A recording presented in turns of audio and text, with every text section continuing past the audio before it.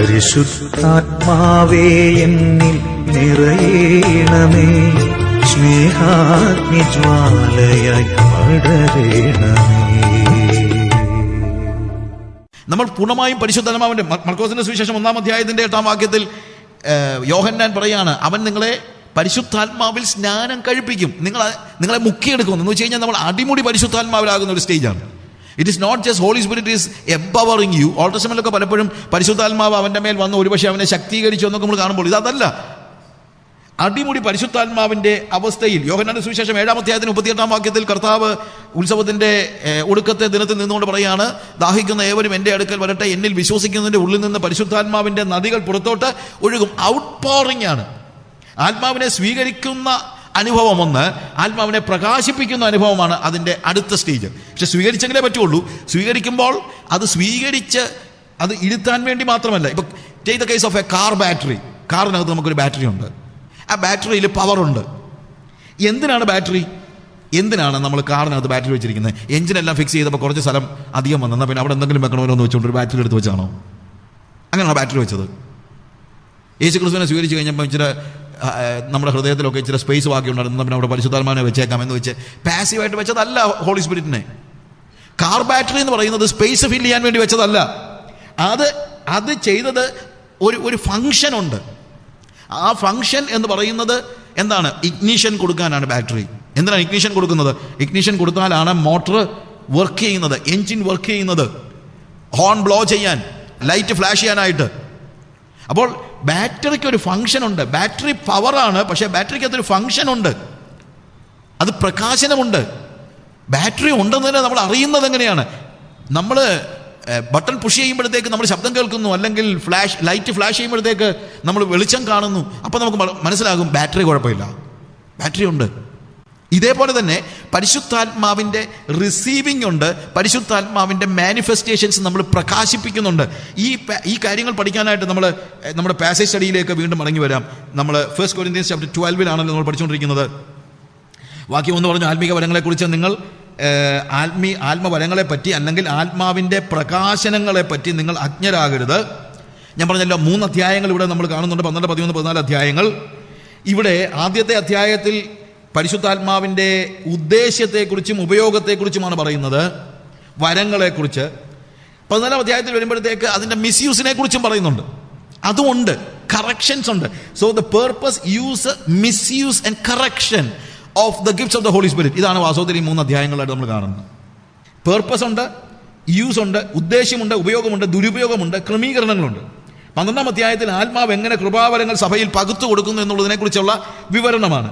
13-ാം അധ്യായത്തിൽ ഞാൻ രാവിലെ പറഞ്ഞതുപോലെ അതിശ്രേഷ്ഠമായ വരങ്ങൾ അല്ലെങ്കിൽ ശ്രേഷ്ഠമായ വരങ്ങളെ കാംക്ഷിപ്പിൻ, അതിശ്രേഷ്ഠമായ ഒരു വഴി ഞാൻ നിങ്ങൾക്ക് കാണിച്ചു തരാമെന്ന് പറഞ്ഞുകൊണ്ട് പരിശുദ്ധാത്മാവ് എന്താണ് സ്നേഹത്തെക്കുറിച്ച് പറഞ്ഞിരിക്കുകയാണ്. സോ സ്നേഹത്തെക്കുറിച്ച് പറയുമ്പോഴത്തേക്ക് ഞാൻ രാവിലെ പറഞ്ഞല്ലോ, it is the final thing in gifts and it is the first thing in the fruit. വരങ്ങളിൽ ഏറ്റവും എക്സലൻ്റ് ആയിട്ടുള്ള വരമാണ്, എന്നാൽ ഫ്രൂട്ടിൽ ആദ്യത്തേതുമാണ്. The first among the fruit. 14-ാം അധ്യായത്തിൽ ആത്മവരങ്ങളുടെ പ്രായോഗിക നിർദ്ദേശങ്ങളാണ്. അതായത് പ്രോപ്പറായിട്ടുള്ള ഒരു എക്സസൈസ് ആവശ്യമാണ്. ഇനി നമ്മൾ 2-ാമത്തെ വാക്യം വായിക്കുമ്പോൾ അവിടെ എഴുതിയിരിക്കുന്നു, നിങ്ങൾ ജാതികളായിരുന്നപ്പോൾ നിങ്ങളെ നടത്തിയതുപോലെ ഊമവിഗ്രഹങ്ങളുടെ അടുക്കൽ പോക പതിവായിരുന്നു നിങ്ങൾ അറിയുന്നുവല്ലോ. ആകയാൽ ദൈവാത്മാവിൽ സംസാരിക്കുന്നവൻ ആരും യേശു ശപിക്കപ്പെട്ടവനെന്ന് പറയുകയില്ല, പരിശുദ്ധാത്മാവിൽ അല്ലാതെ യേശു കർത്താവ് എന്ന് പറയുവാൻ ആർക്കും കഴിയുകയില്ല എന്ന് ഞാൻ നിങ്ങളെ ഗ്രഹിപ്പിക്കുന്നു. ഇത് ആദ്യം വായിക്കുമ്പോഴത്തേക്ക് ഇതുമായിട്ട് ചേർച്ചയില്ലാത്തൊരു വാക്യം വരും. എന്തിനാണ് ഇതിനിടയ്ക്ക് ഇത്രയും കാര്യങ്ങൾ പറഞ്ഞുകൊണ്ടിരിക്കുന്ന കൂട്ടത്തിൽ, പരിശുദ്ധാത്മാവിന്റെ വരങ്ങളെക്കുറിച്ച് പറഞ്ഞുകൊണ്ടിരിക്കുന്ന കൂട്ടത്തിൽ പെട്ടെന്ന് ഊമവിഗ്രഹങ്ങളുടെ മുമ്പിൽ നിങ്ങൾ പോയ കാര്യമൊക്കെ പറയുന്നത് നമുക്ക് പെട്ടെന്ന് സംശയം തോന്നാം. ഇത് വെറുതെ അങ്ങ് എഴുതി വെച്ചൊന്നുമല്ല, അതിന് ഒരു സ്പെസിഫിക് ആയിട്ടുള്ള മീനിങ് ഉണ്ട്. നിങ്ങൾ ജാതികളായിരുന്നപ്പോൾ അന്ന് നിങ്ങൾക്ക് ഇതിനെക്കുറിച്ചൊന്നും പഠിക്കേണ്ട കാര്യമില്ലായിരുന്നെന്നാണ് പറയുന്നത്. അതായത് ആത്മവരങ്ങളെക്കുറിച്ച് നിങ്ങൾ അറിവില്ലാത്തവരായിരിക്കരുത്. നിങ്ങൾ ജാതികളായിരുന്നപ്പോൾ ഇതിനെക്കുറിച്ചൊന്നും നിങ്ങൾ പഠിക്കേണ്ട കാര്യമൊന്നും ഇല്ലായിരുന്നു. എന്തുകൊണ്ട്? നിങ്ങൾ അന്ന് പോയിക്കൊണ്ടിരുന്നത് ഒരു ആക്റ്റീവ് ഗോഡിൻ്റെ അടുത്തൊന്നും അല്ല. നിങ്ങൾ പോയിക്കൊണ്ടിരുന്നത് എന്നാണ്, ഡംപ് ഐഡൽസിൻ്റെ അല്ലെങ്കിൽ ഒരു ആക്റ്റീവ് റിലിജൻ ആയിരുന്നില്ല നിങ്ങളുടേത്. നിങ്ങൾ പോയിക്കൊണ്ടിരുന്നത് സംസാരിക്കാൻ ഊമവിഗ്രഹങ്ങളുടെ അടുക്കലാണല്ലോ നിങ്ങൾ പോയിക്കൊണ്ടിരുന്നത്. അന്ന് നിങ്ങൾ വാസ്തവത്തിൽ നിങ്ങളെ നയിച്ചത്, നിങ്ങളങ്ങ് ഒഴുകി പോകുമായിരുന്നു. നിങ്ങളൊരു പോസിറ്റീവായിട്ട് എടുത്ത ഒരു തീരുമാനമോ അല്ലെങ്കിൽ ഒന്നും അല്ല. ഇവർ ഒരു ഒഴുക്കനുസരിച്ച് നിങ്ങളെ നയിച്ചുകൊണ്ട് പോകുക, നിങ്ങൾ വലിച്ചിഴക്കപ്പെടുകയായിരുന്നു. ഏതോ ഒരു ശക്തി നിങ്ങളെ വലിച്ചിഴച്ച് ഊമ വിഗ്രഹങ്ങളുടെ മുമ്പിൽ നിർത്തുകയായിരുന്നു. അന്ന് നിങ്ങൾ കൃപാവരങ്ങളെ കുറിച്ചൊന്നും അറിവില്ലാത്തവരായിരുന്നു, അറിയേണ്ട കാര്യവുമില്ലായിരുന്നു. എന്തുകൊണ്ടാണ്? അവിടെ കൃപാവരങ്ങളുടെ ഒന്നും പ്രശ്നം ഉണ്ടാകുന്നില്ലല്ലോ. എന്നു വെച്ച് കഴിഞ്ഞാൽ ഇത് നിങ്ങളുടെ അന്നത്തെ ദൈവം, നമ്മുടെ 115 സങ്കീർത്തനം 5-6 വാക്യങ്ങൾ വായിക്കുമ്പോൾ അവയ്ക്ക് വായുണ്ടെങ്കിലും സംസാരിക്കുന്നില്ല, കണ്ണുണ്ടെങ്കിലും കാണുന്നില്ല, ചെവി ഉണ്ടെങ്കിലും കേൾക്കുന്നില്ല. കാണാനും കേൾക്കാനും സംസാരിക്കാനും ഒന്നും കഴിയാത്തൊരു ദൈവത്തിൻ്റെ അടുത്ത് ചെല്ലുമ്പോഴത്തേക്ക് നിങ്ങളൊരു ആക്റ്റീവ് പാർട്ടിസിപ്പേഷൻ ഇല്ലല്ലോ. നിങ്ങൾ വെറുതെ പോയി നിൽക്കുന്നതല്ല ഉള്ളോ. ഒരു ആക്റ്റീവ് പാർട്ടിസിപ്പേഷൻ ഉള്ളപ്പോൾ ഇപ്പോഴങ്ങനെയല്ല. 2 തരത്തിലാണ് റിലീജിയൻ എന്ന് പറയുന്നത്. ഒന്ന്, ഒരു പാസീവായിട്ടുള്ള പാർട്ടിസിപ്പേഷൻ എന്ന് പറയാൻ പറ്റത്തില്ല, പങ്കെടുക്കുകയല്ല, പക്ഷേ ഒരു പരിധി ഒരു കാഴ്ചക്കാരാണ്. ജാതീയമായ ചിന്തകളിൽ അല്ലെങ്കിൽ ഒരു അനുഭവം എന്ന് പറയുമ്പോൾ നമ്മൾ ഉത്സവങ്ങൾക്ക് പോകുന്നു, അല്ലെങ്കിൽ പെരുന്നാളിന് പോകുന്നു, അല്ലെങ്കിൽ നാമധേയ ക്രൈസ്തവ സഭകളിലേക്കാണ് നമ്മൾ വന്നു കഴിഞ്ഞാലും അവിടെ ഒരു പക്ഷേ നമ്മൾ പള്ളി ആരാധനകളിൽ പോകുന്നു. നമ്മൾ പാസീവാണ്. അതിനകത്ത് വലിയ പാർട്ടിസിപ്പേഷനും മറ്റുള്ള കാര്യങ്ങളൊന്നുമില്ല. നമ്മൾ സാധാരണ പറയുമല്ലോ, പള്ളിയിൽ വന്നോണം, നിന്നോണം, കണ്ടോണം, കൊണ്ടോണം, പൊക്കോണം. ക്രിസ്ത്യാനിക്ക് 5 ഓണമാണെന്നാണ് പറയുന്നത്. വന്നോണം, വന്ന് നിന്നോണം, കുർബാന കണ്ടോണം, കൊണ്ടോണം, പൊക്കോണം.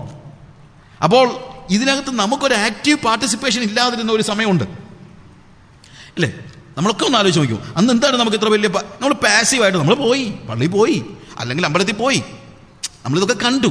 നമുക്ക് പ്രത്യേകിച്ചൊന്നും ചെയ്യാനില്ലായിരുന്നു. റിലീജിയനിൽ അതേ പറ്റുള്ളൂ, അല്ലാതെ എന്തോ ചെയ്യാനാ. കാര്യം റിലീജിയനിലെ ദൈവം എന്ന് പറയുന്നത് ആ ദൈവം നിങ്ങളോട് സംസാരിക്കുന്ന ദൈവമല്ല, നിങ്ങളെ കേൾക്കുന്ന ദൈവമല്ല, നിങ്ങളെ തിരുത്തുന്ന ദൈവമല്ല, നിങ്ങളെ രൂപാന്തരപ്പെടുത്തുന്ന ദൈവമല്ല. നിങ്ങൾക്ക് ഇതൊക്കെ കാണാവുന്നുള്ളതല്ലാതെ, കാഴ്ചയല്ലാതെ, നിങ്ങൾ കാണുന്നതല്ലാതെ, അത് നിങ്ങളെ കാണുന്നില്ലല്ലോ. വിഗ്രഹങ്ങളെ നിങ്ങൾ കാണുന്നതല്ലാതെ നിങ്ങൾ എന്ത് ചെയ്യുന്നില്ല? വിഗ്രഹങ്ങളെ കാണുന്നില്ല. വിഗ്രഹത്തോട് നിങ്ങൾ പറയുന്നതല്ലാതെ വിഗ്രഹം നിങ്ങളോടൊന്നും പറയുന്നില്ല. നിങ്ങൾക്കൊരു ആക്റ്റീവ് പാർട്ടിസിപ്പേഷൻ പറ്റത്തില്ല. ഊമ വിഗ്രഹങ്ങളാണ്, അല്ലെങ്കിൽ ചടങ്ങ് ആരാധനകളാണ്. അത് ജാതികളിലും ഉണ്ട്, സമുദായങ്ങളിലും ഉണ്ട്, പെന്തിക്കോസിലും ഉണ്ട് ഇതുപോലെയുള്ള റിലീജിയൻ ആൾക്കാർ. വന്നോണം, നിന്നോണം, കണ്ടോണം, പൊക്കോണം എന്ന് പറയുന്നത് പോലെ തന്നെ വന്ന് കൊണ്ടേച്ച് പോകുന്ന ഒത്തിരി പെന്തിക്കോസുകാരും ഉണ്ട്. അപ്പോൾ അങ്ങനെയുള്ളവർക്കൊന്നും ആത്മവരങ്ങളെ കുറിച്ച് ആ പെന്തിക്കോസുകാരൻ അറിഞ്ഞില്ലെങ്കിലും കുഴപ്പമില്ല. അവൻ്റെ റിലീജിയൻ ഒരു ആക്റ്റീവ് റിലീജിയൻ അല്ല. അവൻ്റെ ദൈവം അവനോട് സംസാരിക്കുന്നുമില്ല, അവൻ്റെ ദൈവത്തോട് അവൻ സംസാരിക്കുന്നുമില്ല, അവൻ വരുന്നു പോകുന്നു എന്നുള്ളതൊക്കെയാണ്. എന്നാൽ ഇപ്പോൾ ഞാൻ പറഞ്ഞത് അങ്ങനെ അതൊരു ഐഡിയൽ സ്റ്റേജ് അല്ല. അങ്ങനെ ഒരു പെന്തിക്കോസുകാരനുണ്ടെങ്കിൽ ഇത് പെന്തിക്കോസ് എന്ന്, അങ്ങനെയുള്ള പെന്തിക്കോസുകാരുടെ സഭയെന്ന് പറയുന്നത് ഒരു നാമധേയ സഭയെക്കാളൊന്നും പ്രത്യേകതയൊന്നും ഞാൻ കാണുന്നൊന്നുമില്ല. പെന്തിക്കോസ് എന്നൊരു ലേബൽ എഴുതി വെച്ചാൽ ഉടനെ ഒന്നും അതിന് പ്രത്യേകിച്ചൊന്നും കിട്ടുമെന്നൊന്നും ഉള്ള ചിന്തയൊന്നും എനിക്കില്ല. പക്ഷേ പോൾ പറയുന്നു, ഇപ്പോൾ നിങ്ങൾ പഴയതുപോലെ ഊമവിഗ്രഹങ്ങളുടെ കാലത്ത് നിങ്ങൾ സംസാരിക്കാത്ത ദൈവത്തിൻ്റെ അടുത്തേക്കല്ല വരുന്നത്. You have a God of action. നമ്മുടെ ദൈവം ഒരു പ്രവർത്തനനിരതനായ ദൈവമാണ്. Our God is a God of action. വളരെ പ്രവർത്തനനിരതനായ ഒരു ദൈവം. അവൻ എന്ത് ചെയ്യുന്നു? അവൻ സംസാരിക്കുന്നു, അവൻ നിങ്ങളുടെ ജീവിതത്തിൽ ഇടപെടുന്നു, നിങ്ങളെ രൂപാന്തരപ്പെടുത്തുന്നു. അങ്ങനെ രൂപാന്തരപ്പെടുത്തണമെന്നൊന്നും ആഗ്രഹമില്ലാതെ പലരും വരുന്നത്. പക്ഷേ ഈ ദൈവം നിങ്ങൾ പറയുന്നത് കേൾക്കുക മാത്രമല്ല, നിങ്ങളോട് സംസാരിക്കുകയും ചെയ്യുന്ന ദൈവമാണ്, നിങ്ങളെ കറക്റ്റ് ചെയ്യുന്ന ദൈവമാണ്, നിങ്ങളെ രൂപാന്തരപ്പെടുത്തുന്ന ദൈവമാണ്. അതിനാണ് വാസ്തവത്തിൽ പരിശുദ്ധാത്മാവിനെ നിങ്ങളുടെ ഉള്ളിൽ തന്നിരിക്കുന്നത്. കാര്യം ഇതെന്ത് വേണമെങ്കിലും അവൻ്റെ ആത്മാവ് നിങ്ങളുടെ ഉള്ളിലുണ്ടെങ്കിലേ പറ്റൂ. അതുകൊണ്ട് ആത്മാവിൻ്റെ പ്രകാശനങ്ങൾ, അപ്പോൾ ഇപ്പോൾ നിങ്ങൾ ആക്റ്റീവ് പാർട്ടിസിപ്പേഷൻ ഉള്ളതുകൊണ്ട് നിങ്ങളൊരു നിങ്ങൾക്ക് നിങ്ങളുടെ റിലീജിയൻ ഇപ്പോൾ ഒരു യാഥാർത്ഥ്യമാണ്. You are in an active service of your God. If you are truly, ശരിക്കും പെന്തിക്കോസ്റ്റൽ അല്ലെങ്കിൽ ക്രിസ്ത്യാനിറ്റിയുടെ കാതൽ എന്ന് പറയുന്നത് ഇതാണ്. We are in active service of God. നിങ്ങളെ കേൾക്കുന്ന ദൈവം, നിങ്ങളോട് സംസാരിക്കുന്ന ദൈവം, നിങ്ങളെ ഉപദേശിക്കുന്ന ദൈവം, നിങ്ങളെ കറക്റ്റ് ചെയ്യുന്ന ദൈവം, തർജ്ജനം ചെയ്യുന്ന ദൈവം, പിടിച്ച് മാറ്റി നിർത്തുന്ന ദൈവം, ഇങ്ങോട്ട് വാടാന്ന് പറയുന്ന ദൈവം, എന്താ പറയുക, കുത്തിയിരിക്കുന്നത് എത്ര നേരമായി നീ ടിവിയുടെ മുമ്പിൽ ഇരിക്കുന്നതെന്നൊക്കെ ചോദിക്കുന്ന ദൈവം. അങ്ങനെയൊക്കെ ചോദിക്കുന്നുണ്ടോ ദൈവം? അങ്ങനെയൊക്കെ ചോദിക്കുന്ന ഒരു ദൈവമാണ് ആക്റ്റീവ് ദൈവം എന്ന് പറയുന്നത്. U are in active service. അപ്പോൾ ഈ ആക്റ്റീവ് സർവീസിൽ ഇരിക്കുമ്പോൾ മരിക്കുന്നവരുണ്ട്, മരിച്ചവരുണ്ട്. ഒരു ചെറുക്കന്, ഒരു അപ്പനും മോനും കൂടെ ഒരു പള്ളിയിൽ ഇങ്ങനെ പോയ സമയത്ത് പള്ളിയിൽ ഒരു ഫലകം വെച്ചിരിക്കുന്നു. ആ ഫലകം വലിയൊരു ഫലകം ഉണ്ടാക്കി വെച്ചിരിക്കുന്നു. അപ്പം ചെറുക്കൻ ചോദിച്ചു, ഡാഡി അതെന്താ എന്ന് ചോദിച്ചപ്പോഴത്തേക്ക് അദ്ദേഹം പറഞ്ഞു, അത് എന്തിനാണെന്ന് ചോദിച്ചു കഴിഞ്ഞാൽ പട്ടാളത്തിൽ യുദ്ധത്തിൽ മരിച്ച സർവീസിലിരിക്കുമ്പോൾ, നമ്മൾ പട്ടാളത്തിൽ ഉണ്ടായിരുന്ന ആളുകളെ കുറിച്ച് പറയുമ്പോഴത്തേക്ക് സർവീസിലിരുന്നപ്പോഴെന്നാണല്ലോ പറയുന്നത്, അല്ലേ? സർവീസിലിരുന്നപ്പോൾ മരിച്ച ആളുകളുടെ ഓർമ്മയ്ക്ക് വേണ്ടിയുള്ള ഒരു ഫലകമാണെന്ന് പറഞ്ഞത് എങ്ങനെയാണ് മോനെ, ഈ ഫലകം എന്തിനാണെന്ന് ചോദിച്ചു കഴിഞ്ഞാൽ സർവീസിലിരിക്കുമ്പോൾ മരിച്ചവർക്ക് വേണ്ടിയുള്ള അവർക്ക് വേണ്ടി ഉള്ള ഓർമ്മയ്ക്ക് വേണ്ടിയുള്ള ഒരു ഫലകമാണ്. ഉടനെ ചെറുക്കൻ ചോദിച്ചു, ഡാഡി അത് മോർണിംഗ് സർവീസ് വെച്ചാണോ ഈവനിങ് സർവീസ് വെച്ചാണോ മരിച്ചതെന്ന്? കാര്യം ഇവന് മനസ്സിലായില്ല ഇത് എന്ത് പട്ടാളത്തിലിരിക്കുന്ന സർവീസിനെ കുറിച്ചല്ല ഇവൻ ചിന്തിച്ചത്, എന്താ പള്ളിയിലെ സർവീസിൻ്റെ കാര്യമാണെന്നാ അവൻ ചോദിച്ചത്. അത് മോർണിംഗ് സർവീസ് വെച്ചാണോ ഈവനിങ് സർവീസ് വെച്ചാണോ മരിച്ചതെന്ന്. ഇവിടെ മോർണിംഗ് സർവീസിലും ഈവനിങ് സർവീസിലും വെച്ചൊക്കെ ഒത്തിരി പേര് മരിക്കുന്നുണ്ട്. ജീവനുള്ളവൻ എന്ന് പേരുണ്ടെങ്കിലും മരിച്ച് ഇവിടെ ഇരിക്കുന്ന ആളുകളുണ്ട്. അവർ ആക്റ്റീവ് സർവീസിലല്ല, സർവീസിലിരിക്കുമ്പോൾ തന്നെ മരിച്ച പലരും ഇന്ന് സഭയിലുണ്ട്. എന്നാൽ നിങ്ങൾ അങ്ങനെയുള്ളവരല്ല. You are in active service of God. ഈ സർവീസ് നിങ്ങളുടെ ചതഞ്ഞ ജഡത്തിൻ്റെ പ്രവൃത്തിയൊന്നുമല്ല. ഇവിടെ God has bestowed his holy spirit upon you. നിങ്ങളുടെ മേൽ അവൻ്റെ ആത്മാവിനെ പകർന്നിരിക്കുന്നു. അതുകൊണ്ട് ദൈവം നിങ്ങളുടെ മേൽ പകർന്നിരിക്കുന്ന ഈ ആത്മാവാകുന്ന ദാനം എങ്ങനെ കൈകാര്യം ചെയ്യണമെന്നുള്ളത് നിങ്ങൾ അറിയണം. അതുകൊണ്ടാണ് ഈ വാക്യം ഇടയ്ക്ക് കയറി വന്നിരിക്കുന്നത്. നിങ്ങൾ ഊമവിഗ്രഹങ്ങളുടെ അടുത്ത് പോയപ്പോൾ ഇതിനെക്കുറിച്ച് നിങ്ങൾക്ക് പഠിക്കേണ്ട കാര്യമൊന്നുമില്ലായിരുന്നു. കാര്യം നിങ്ങളൊരു ആക്റ്റീവ് സർവീസിലല്ലായിരുന്നു. പക്ഷേ ഇപ്പം ഈ റിലീജിയൻ അല്ലെങ്കിൽ ഇപ്പോൾ നിങ്ങൾ അങ്ങനെയല്ല. You are in an active service of your God. അതുകൊണ്ട് ഈ ആക്റ്റീവ് സർവീസ് നിങ്ങളെ പ്രാപ്തമാക്കുന്നത് it is a holy spirit. പരിശുദ്ധാത്മാവ് നിങ്ങളെ പഠിപ്പിക്കുകയാണ് എങ്ങനെയാണ് നിങ്ങൾക്ക് ലഭിച്ചിരിക്കുന്ന പരിശുദ്ധാത്മാവിൻ്റെ പ്രകാശനങ്ങൾ, ദൈവം നിങ്ങളുടെ മേൽ പകർന്നിരിക്കുന്ന ഈ ആത്മാവാകുന്ന ദാനത്തെ നിങ്ങൾ എങ്ങനെയാണ് കൈകാര്യം ചെയ്യേണ്ടതെന്ന് നിങ്ങൾ അറിയണം. അത് നിങ്ങൾ അറിയാതിരിക്കരുത്, അതിനെപ്പറ്റി നിങ്ങൾ അജ്ഞരായിരിക്കരുത്. അതാണ് പോൾ ഇവിടെ പറയുന്നത്. ദൈവത്തിൻ്റെ മഹാദാനമായ പരിശുദ്ധാത്മാവിനെ പ്രകാശിപ്പിക്കുമ്പോൾ അതിനെപ്പറ്റി ശരിയായ ജ്ഞാനമില്ലെങ്കിൽ നമ്മുടെ മാനിഫെസ്റ്റേഷൻ പ്രക്രിയയിൽ പലപ്പോഴും പല രീതിയിലുള്ള പാളിച്ചകളുണ്ട്. അതിനായി നമ്മുടെ മേൽ ചൊരിയപ്പെട്ടിരിക്കുന്ന പരിശുദ്ധാത്മാവിൻ്റെ ശരിയായ നിലയിലുള്ള ശരിയായ രീതിയിലുള്ള ഉപയോഗം എങ്ങനെയാണെന്ന് പഠിപ്പിക്കാനാണ് ഈ 3 അധ്യായങ്ങൾ നമുക്ക് നൽകിയിരിക്കുന്നത്. പാളിച്ചകൾ ഉണ്ടാകാമെന്നുള്ള യാഥാർത്ഥ്യമാണ്. ചിലപ്പം ആളുകൾ പറയുന്നത് ഞാൻ കേട്ടിട്ടുണ്ട്, ഈ പെന്തിക്കോസ്തുകാർ പരിശുദ്ധാത്മ വരങ്ങളെ ദുരുപയോഗം ചെയ്യുന്നു. പെന്തിക്കോസ്തുകാർ പെന്തിക്കോസ്തുകാരെ കുറിച്ച് പറയുമ്പോഴത്തേ പറയും they are misusing the gifts of the Holy Spirit. ഞാനും അക്കാര്യം സമ്മതിക്കുന്നുണ്ട്. ചിലപ്പോഴൊക്കെ പല പെന്തിക്കോസ്തുകാരും ആത്മവരങ്ങൾ ശരിയായ നിലയിലല്ല ഉപയോഗിക്കുന്നതെന്ന് എനിക്കും തോന്നിയിട്ടുണ്ടെന്നുള്ളത് ഒരു യാഥാർത്ഥ്യമാണ്. ആത്മാവിൻ്റെ പ്രകാശനത്തിൻ്റെ രീതിയിൽ പലപ്പോഴും പല വ്യക്തികൾക്കും പാളിച്ച പറ്റുന്നുമുണ്ട്. എന്നാൽ ഒരു കാര്യം മനസ്സിലാക്കണം, എന്തുകൊണ്ടാണ് പെന്തിക്കോസ്തുകാരിൽ ചിലരെങ്കിലും ഈ ആത്മവര പ്രകാശനങ്ങളിൽ പാളിച്ച വരുത്തുന്നത്? അതിനാന്ന് ചോദിച്ചു കഴിഞ്ഞാൽ അവർക്കിത് ഉള്ളത് കൊണ്ടാണ്. ഇല്ലെങ്കിൽ ഒരു പാളിച്ച ഉണ്ടാകത്തില്ലല്ലോ. പോൾ പറയുന്ന ഇതാണ്, ഊമവിഗ്രഹങ്ങളുടെ അടുത്ത് പോയപ്പോൾ നിങ്ങൾക്ക് ഇതിനെക്കുറിച്ച് പറയേണ്ട കാര്യമൊന്നുമില്ല. നിങ്ങൾക്ക് ആത്മാവിൻ്റെ വരവും പ്രകാശനവും ഒന്നും ഇല്ലായിരുന്നല്ലോ. ഇല്ലാത്തവരോടെന്താ പറയാനാ? ഇല്ലാത്തവരെന്തോ പാളിച്ച വരുത്താനാ? ഇത് നമുക്ക് അല്ലെങ്കിൽ നമുക്ക് പ്രസക്തമായിരിക്കുന്നത്, ഈ വാക്യങ്ങൾ, ഈ അധ്യായങ്ങൾ നമുക്ക് പ്രസക്തമായിരിക്കുന്നത് എന്തുകൊണ്ടാണ്? Because we have the Holy Spirit and we manifest the Holy spirit.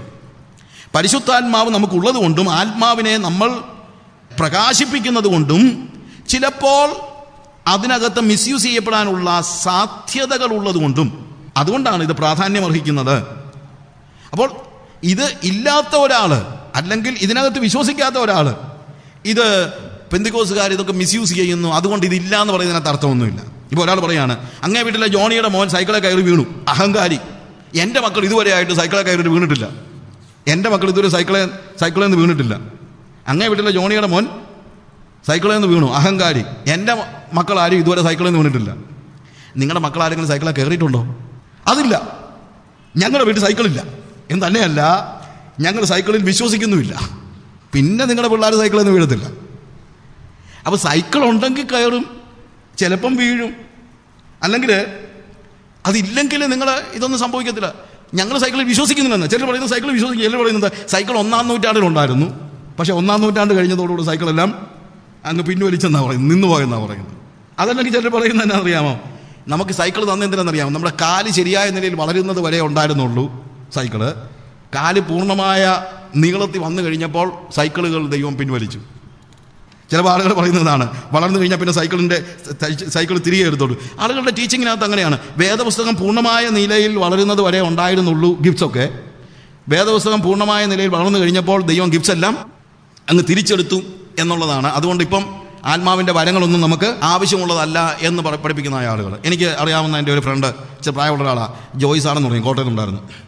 അദ്ദേഹം നല്ല ഒരു അറിവുള്ള ഒരാൾ. ഞങ്ങൾ അദ്ദേഹത്തെ സോക്രട്ടീസാണ് വിളിച്ചുകൊണ്ടിരുന്നത്. അപ്പോൾ അറിയാമല്ലോ അദ്ദേഹത്തിൻ്റെ പ്രത്യേകത. അദ്ദേഹം ഇതേപോലെ പരിശുദ്ധാത്മാവിൻ്റെ വരങ്ങൾ നിന്നുപോയി എന്ന് വിശ്വസിക്കുന്ന ഒരു ഗ്രൂപ്പിൽ ഉണ്ടായിരുന്ന ഒരു വ്യക്തിയായിരുന്നു. പക്ഷേ അദ്ദേഹം പിന്നീട് പെന്തിക്കോസ്ത് വിശ്വാസത്തിലേക്ക് വന്നു.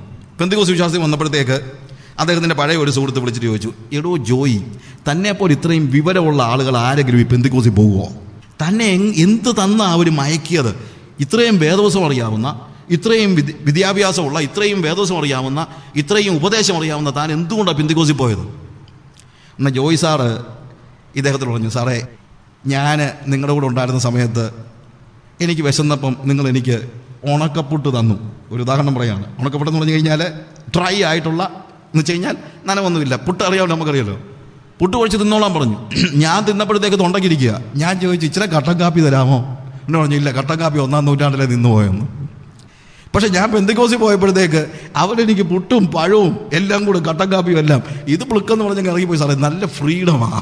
അപ്പോൾ ഇത് 1-ാം നൂറ്റാണ്ടിലെ നിന്നുപോയി എന്ന് പറയുന്ന ഒരു സ്റ്റേജ്, അത് ഞാൻ പലപ്പോഴും ആളുകളോട് ചോദിച്ചിട്ടുണ്ട്. കൃപാവരങ്ങൾ നിന്നുപോയി എന്ന് നിങ്ങൾ പറയുന്നെങ്കിൽ കൃപാവരങ്ങൾ ആവശ്യമുള്ള സാഹചര്യങ്ങളിൽ നിന്ന് പോകണം. കൃപാവരങ്ങളിൽ ഒന്നാണ് രോഗശാന്തി വരം. ഏതാണെങ്കിലും കൃപാവരത്തിൽ ഒരെണ്ണം പിൻവലിക്കുകയും ബാക്കിയുള്ളതെല്ലാം കൂടെ നിവൃത്തിയില്ലല്ലോ.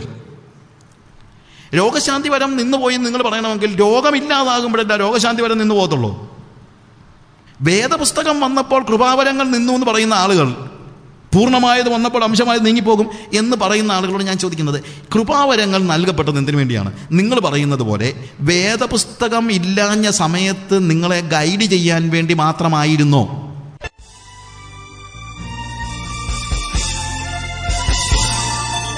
പരിശുദ്ധാത്മാവേ എന്നിൽ നിറയേണമേ, സ്നേഹാഗ്നിജ്വാലയായി പടരേണമേ.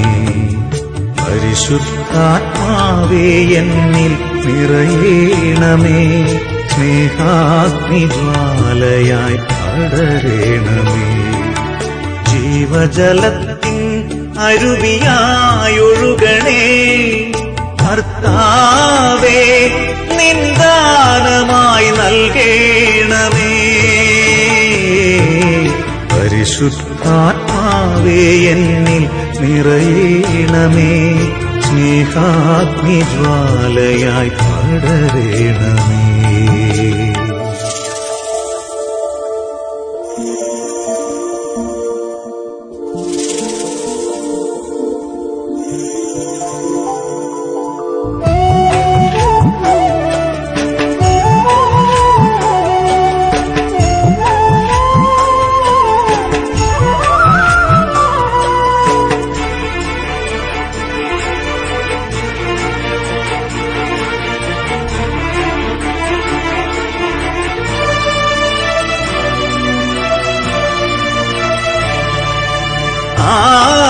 ആത്മശക്തിയാൽ ചിറകടിച്ചുയരാൻ എന്നിൽ പകരുക നിൻ ജീവനെ.